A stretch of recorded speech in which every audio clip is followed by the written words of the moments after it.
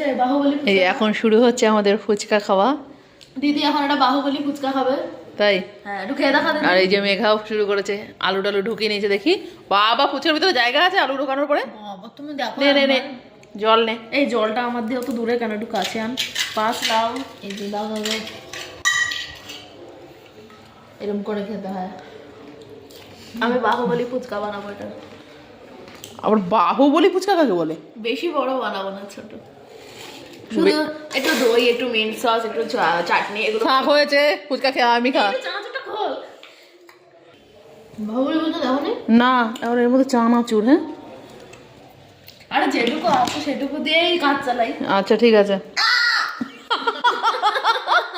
মুনের বাহুবলী ফুচকা গিরে গেছে। কমজোরি ফুচকা আগে কিন্তু জল দিতে হয় এর মধ্যে। আছে দিয়েছে দিয়েছে। কেমন লাগলো? বাকরুদ্ধ হয়ে গেছে মনু। মেঘা এবার খাবি বাহুবলী ফুচকা? না, আমি নরমালি, আমার অত বড় মুখ খুলবেও না। এবার আমাকে খেতে হবে। একটু পাশের আলুটা দেখো, সুন্দর হয়েছে। Thank you. ঠিক আছে এবার আমিও